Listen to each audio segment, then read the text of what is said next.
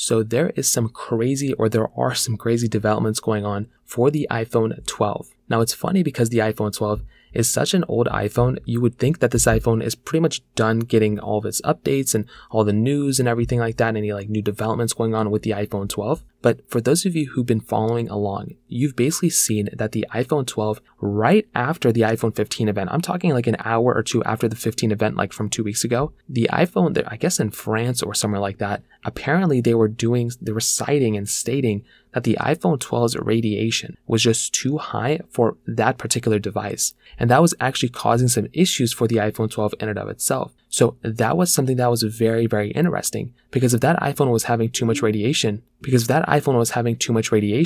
that is actually a very, very insane thing. And that is not a healthy thing especially if you're surrounded by a lot of that for a long duration of time. That is a very crazy thing in that specific standpoint. So from my specific, in my specific opinion, if you're getting something like an iPhone 12, that could be a very concerning thing in and of itself.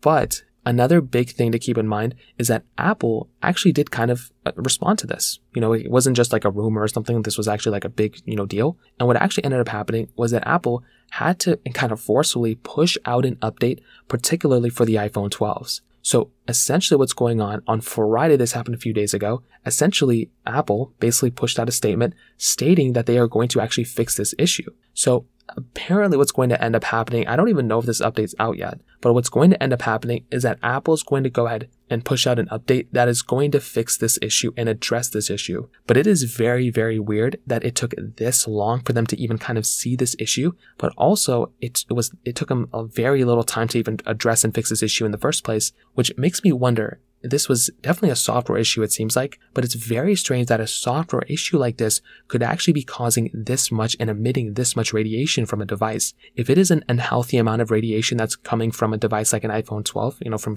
a few years ago, imagine all the damage that could have possibly done. So it's going to be very interesting to see if there's any issues or any, calls or any even service repair programs that Apple's going to have to put in place in order to actually fix faulty iPhones if these software updates don't end up fixing it. But that is also another thing that's going to, that's kind of probably going to come out in the next few weeks. So ultimately, the iPhone 12 has some very interesting updates. I'm going to keep a close eye on this iPhone, and it's very strange that this iPhone from years ago is still actually finding new developments and new issues going on with it. So I'd love to hear your thoughts about this. Let me know in the comment section below. Hit the like button, that would mean so much, but definitely hit that subscribe button. More importantly than everything else, I love every single one of you guys. Hopefully I'll catch you guys in the next video. Peace out till then.